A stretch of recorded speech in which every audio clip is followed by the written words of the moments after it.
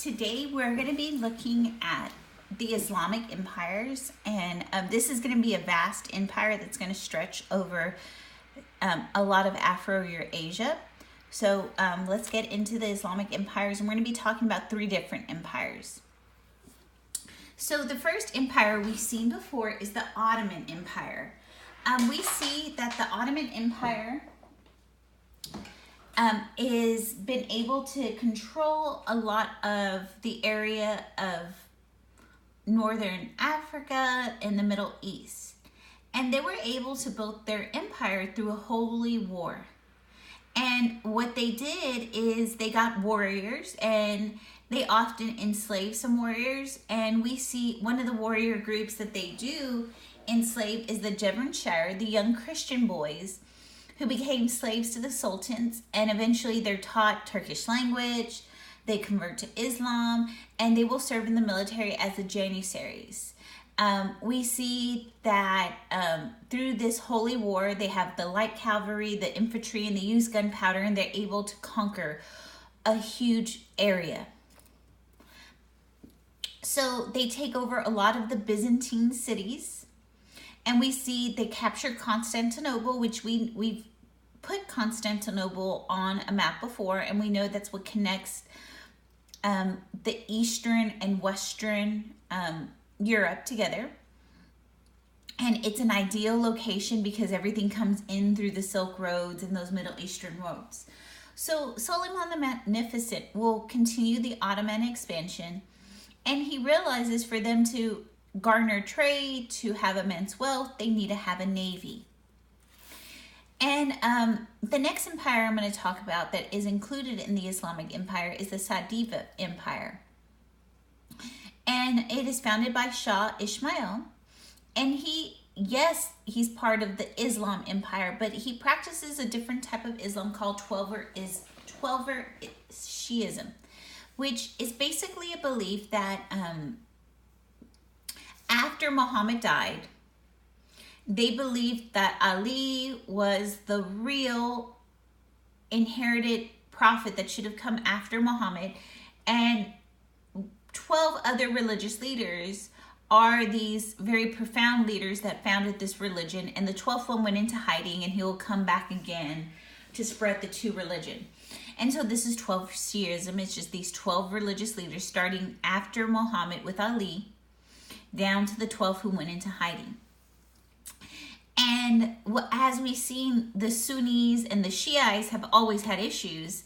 The Sunnis are going to get very upset at the 12er Shiism, and they believe that this could lead to people converting from Sunnism to 12er Shiism. And so there's going to be a battle, and the Battle of Caldron.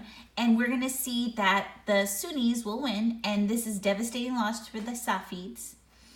And we see eventually that their empire is smaller. And we see when their empire is revived, they will increase trade because, again, most of these Islamic nations are amongst these trade networks. They realize to maintain power because of the attack by the Sunnis, they need to have a military, they need to bring gunpowder. And again, the most of that gunpowder they're getting from China. And they're going to seek assistance when fighting the Europeans from the Ottomans. And when the Ottomans and the Safavids come together, they're successful. But the only time that they fight each other is with the 12er Shiism. Our next empire we're going to look at is the Mongol Empire. And we're going to see that this Mongol Empire will take over most of India. And they will claim descendants from Genghis Khan, which we've seen before. And Babur, he's an adventurer that will go out, and he's a soldier. He will make his fortune, and we will see that he will be able, by the time of his death, to take most of the Indian subcontinent. His grandson, Abubakar, comes in, and he's a little bit stricter. He centralizes. That means he brings more power to the government to him. And in doing so, he's going to do one thing to tolerate most of the people. He's going to focus on the divine faith, that as long as you respect the emperor, you can practice whatever religion, and the emperor rules all the common people, no matter their religion, their ethnicity, or social group in India. So he's very tolerant. However, this is going to change when this name is really hard, guys, so I'm going to try to say it.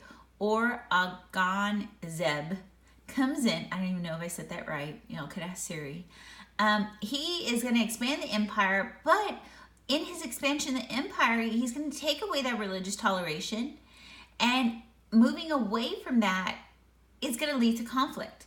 And he says the only way I won't have conflict with other religious groups is that they have to pay a tax.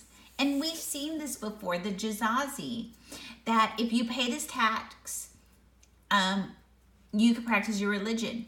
And he puts this tax just basically to encourage people to convert to Islam.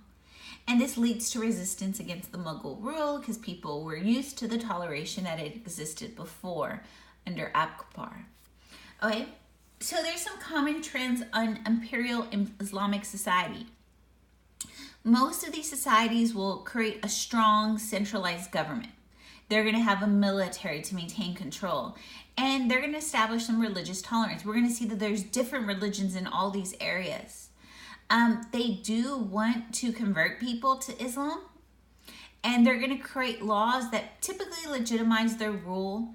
And conflict, because most of these groups, they have their heritage from the nomads in the steppes, and those were clans. And when they start to rise up in power, this is what's going to lead to the issues of who is the rightful heir. In these clans, since they were all family, we're going to see a lot of issue over succession, and we'll see a lot of fighting. Many of these Islamic rulers will seek advice because, again, the clan, from what we know about these nomads, is that the women were high up in the nomadic society because they provided and they did stuff. And so many women will come up into politics. Many rulers will seek advice from their wives. And we see one of the most infamous women who was very revered was the wife of Shah Jahan. And he actually builds a tomb for her named the Taj Mahal, which y'all probably seen that image. I don't know if it's on here. No, we have no images on our PowerPoint. Sorry, guys. The Taj Mahal, you probably saw it in the book as you were reading. It's a beautiful white architectural, it looks like a mosque that he built for his wife. And eventually he will be taken out by family members and then he'll be put into a prison. Okay, so let's talk about agriculture and trade. We see that society, they realize the more agriculture we have, the more that people could specialize. So the government is going to finance, be financed by the surplus of food. We see that they mainly produce rice and wheat, and because of the Columbian Exchange, it's going to have a dramatic impact on food. We see that they do bring in corn, and it's fodder to raise the cattle on. They do bring in potatoes, tomatoes, coffee, and sugar, and even tobacco. And it's this coffee, sugar, and tobacco that basically leads to moralists, which is in the next one with tobacco. They start to freak out that if people consume this stuff, too much sugar, too much coffee, too much tobacco, these vices, that they could lose their purity of society. So the moralists in Islamic society they frowned on the consumption of these products. We see coffee houses are created. So like the modern Starbucks that we know today actually started off in the Islamic world, where they started creating these coffee houses. And they actually started it's coffee houses that also had the hookah that people would smoke their nicotine. Also, pepper was a key thing in Islamic society, and it's going to create a strong relations with the Europeans because, pepper always spices things up. Okay, so religious affiliations. We see most of the empire had very diverse religions. When we look in the Middle East, where the Ottomans were, there were Zoroastrians, there was Jews, there was Christians. And then when we get to India, we see that there's Hindus, there's Muslims, there's Zoroastrians, there's Taoists. And so this is going to lead to the rulers trying to unify their territory with religious diversity and trying to have religious tolerance. And so in India, the Jesuits try to come in and they're going to try to convert the Mughal Empire to Christianity. It doesn't work out so well. And in the Ottoman Empire, they established the millet, which allows for communities to practice their own laws, their traditions, their own religions, their own languages, as long as they pay the tax. Most emperors are going to be very tolerant of other religions, but we're going to see some will force people into Islam. So let's talk about how the Islamic states decline of the Ottoman, the Safavid, and the Mughal. We're going to see that it results from a lot of incompetent rulers who are focused on spending the revenues in very lavish ways that people begin to look at the emperors as incompetent. And why are they ruling us? They're wasting our money. Other issues, misuse of money for personal interests, competitions between the members of the clan, like who should really rule, religious tensions when they start to force people to pay taxes or to convert. We're going to see because of the Navy taking up and because the merchants of using the sea lanes, that the empire of the Islamic states will start to decline because the lack of trade going via the land. Most people are going to start to use these bigger ships to transport stuff. So they're going to, yes, they have an ideal location being between Asia and Europe, but they're going to lose that land trade. And there's going to be stagnation in their cultural development. Many of these emperors are going to really frown on industrialization, really frown on being progressive. And one of the ways is we could look at the printing press, that in India, they didn't allow any books of Turkish and Arabic language when the Jesuits went there.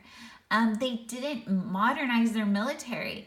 And in all these efforts, this is what's going to lead to the decline of the Islamic Empire. We're going to see there's going to be immunities in their army. There's going to be provinces revolting because of religious tensions. There's political corruption, who really controls, who is using the money for what. Economic oppression because the government is taking so much taxes from the people. And this leads to insecurity throughout the realm. And this will allow for in India, the British to come up into power. We're going to see the rise of nation states in the Middle East. And so eventually the Islamic Empire will decline. I believe this is the end of our PowerPoint, guys. Okay.